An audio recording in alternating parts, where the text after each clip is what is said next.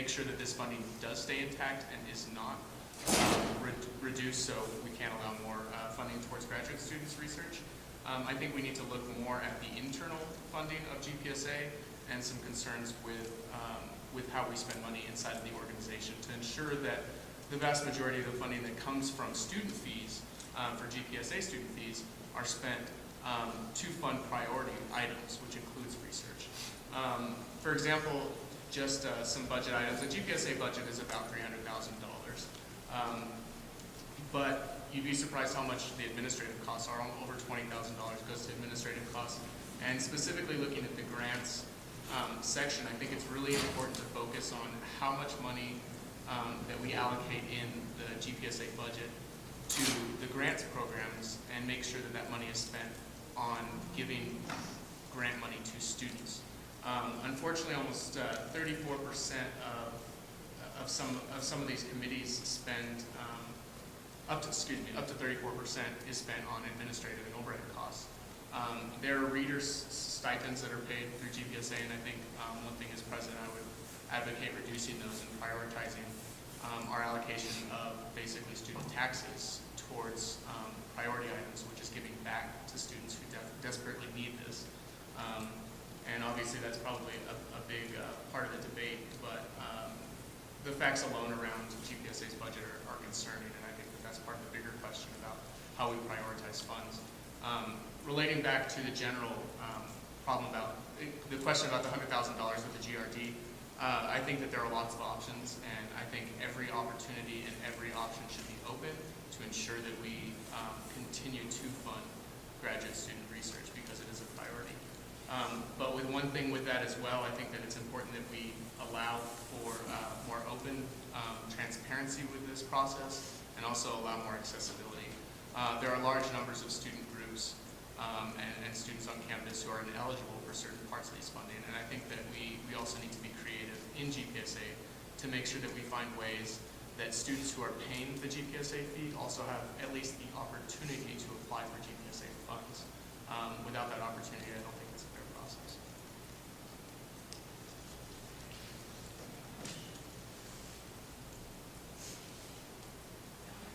So we'll start with Katie for response. So as the GPSA grants chair, for the past 2 years I've become fairly familiar with the GRD process. And to be clear, the GRD grant is funded by a quasi-endowment that's held by the GPSA, and no GPSA fee money ends up going towards the GRD grant whatsoever. The GRD overhead cost is something like 4%, so we're spending very little money on administration. We're trying to turn all of that around to students as much as possible. The GRD grant has traditionally been funded by the state legislature, and that's been a struggle. This grant's been around for something like 10 years. And initially it was at $100,000, and it's been less and less and less as more and more is shaved off by the state legislature. So what's happened, and last year, I went and I lobbied the state legislature for this funding, and they threatened a 100% cut, and in fact I was able to hold them to only cutting us down to 80% of our amount. So that brought us down to $59,600. That was the GRD budget for the state last year. This year, there were a number of line items that were cut. 100% GRD was one of those. But what I was able to do was work together with administrators and incorporate GRD funding to the tune of $59,600 into the instruction and general funding for this university. So that's actually a much more permanent source of funding for the GRD than it's ever been on before. And my hope is that from year to year, the grants chair won't have to, in the future, fight for this money, but will actually be able to focus on running the grants process and making sure that this money turns around to students. For those of you who don't know, the GRD gives out $3,000 to $5,000 grants that support graduate student research or travel to conduct research. For example, of one of the grants that was funded this year, it was a student who was working on research marketing to create microloans to give to impoverished New Mexicans so that they could invest in green technology and be have the opportunity to economically better themselves. So that's some amazing research. I've seen research that has to do with apparently the #1 cause of non-combat deaths in the military is heat stroke. And so there was somebody doing chemical research on trying to prevent heat stroke in veterans and in the military. So it's fantastic research. We absolutely should invest in it. I think the question asked about whether or not we should pursue student fee review board money for graduate student research, I think it's a fantastic idea. I think we should actually try to increase the level of funding for GRD by looking at a number of different sources for research money. I think maybe we can enter into a collaboration with the Office of Research. I think that we ought to actually look into potentially creating another grant. If the GRC has Title V money, perhaps we could create a grant that's focused around critical knowledge research as well, that would actually answer the Title V mission of the Graduate Resource Center. And I think that the last thing I'd like to say about the GRD is that the SRAC, about grants, I guess, in general, is that I think that it absolutely should be available to as many student groups as possible. And as an example of what I've done towards that, the SRAC and ST grants, which are available for research and then also professional development, are now on an equal footing. They're both for $500.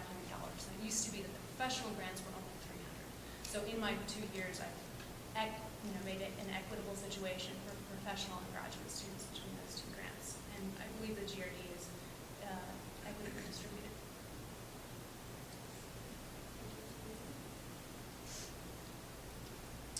All right, Tricia? I think that this is a perfect example of being able to put in place a collaborative effort which maximizes the funds that we have, leverages all of our interests and abilities and those limited funds in order to increase those opportunities and access to an area that is vital to our core academic mission. The GRD, it's without question that research and development and promoting students in these areas actually is part of, if not a fundamental aspect of our core academic mission.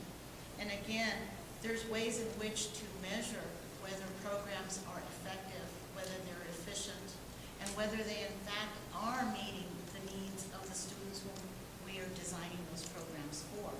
For example, I'm not sure whether we have had recipients in the past evaluate the programs and participate in the development of the priorities or participate in the process for the rules and for the grant application standards.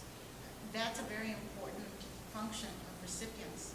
It's very important for them, for anybody, to input to us and evaluate to us how that process either helped them, hindered them, was it sufficient, what were the obstacles to pursuing their particular research project based on these funds, were the funds too limited?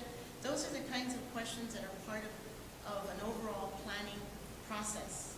So you plan the process from the very beginning to be inclusive, participatory, and you create the measures to evaluate that so that you can secure that the outcomes are actually maximizing the efficiency of that program. And that is extremely important in terms of determining how to structure the allocation of those funds.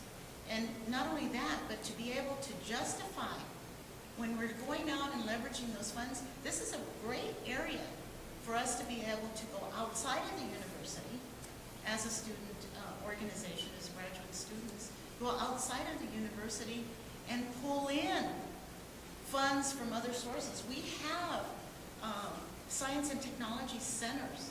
The state of New Mexico is the center for research and development. We're often referred to as the mecca for research and development. We should be leveraging those funds with other funds to support those students external to this, so that we're not limited in the fact, okay, so we have a $300,000 budget. We have so much that's going to go here. We have so much that's going to go there, and we're very limited in our view. We take what's within our structure and we try to work with it, as opposed to looking at that structure, looking at the impediments to that structure, and finding ways to expand the opportunities. so that we get more out of the limited money that we do have, and we end up servicing students on a broader scale. And when you do that, then those external sources of funds, that's what they look at, that's what they evaluate. When we go out to them and we say, we'd like for you to support in collaboration with the GPSA, we'd like for you to join us and match this amount of money with this amount of money. We were able to serve 20 grants this year. With this match, we can serve 40 grants. That's going out and bringing in, and that's students, and that's engaging them in something that's valuable for their future.